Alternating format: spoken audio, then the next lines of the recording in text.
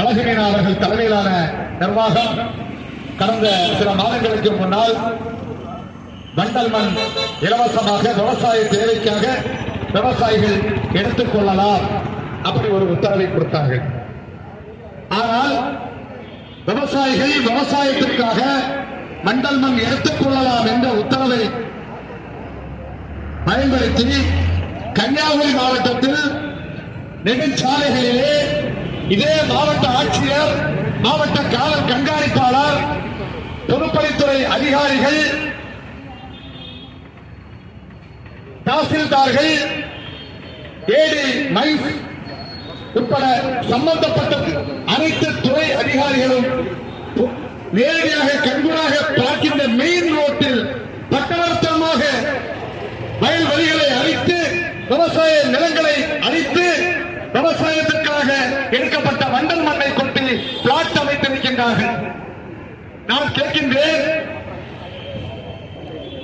ஒரு தொழில் வளரட்டும், நாங்கள் அதற்கு எதிர்ப்பு அல்ல. அதற்கென்று சட்டம் ஒன்று இருக்கு. அந்த சட்டத்துக்கு உட்பட்டுத்தான் செயல்பட வேண்டும் ரியல் எஸ்டேட் அதிபர்கள். ஆனால் கண்மூடித்தனமாக மாவட்டத்தினுடைய ஆட்சி அதிகாரத்தை திராவிட முன்னேற்ற கழக அரசு வெட்கக்கேடாக ஒரு நிர்வாகத்தை இந்த மாவட்டத்தில் நடத்தியிருக்கின்றது என்ற ஒரு சூழ்நிலையை பயன்படுத்திக் கொண்டு இந்த ரியல் எஸ்டேட் அதிபர்கள்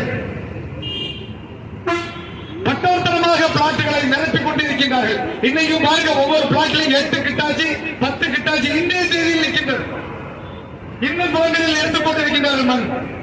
நாங்கள் என்ன சொல்கிறோம் என்று சொன்னால், நீங்கள் இலவசமாக இந்த மண்ணை எடுப்பதற்கு பதிலாக நீங்கள் இதை கமர்சியல் பர்பஸுக்கு வித்திருக்கலாம்.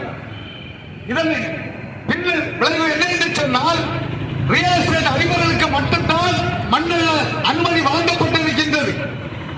அதை சார்ந்த விவசாயி போர்வையில் இந்த ரியல் எஸ்டேட் அதிபர்கள் தான் மண் அள்ளி கொண்டிருக்கின்றார்கள், அள்ளியுள்ளார்கள்.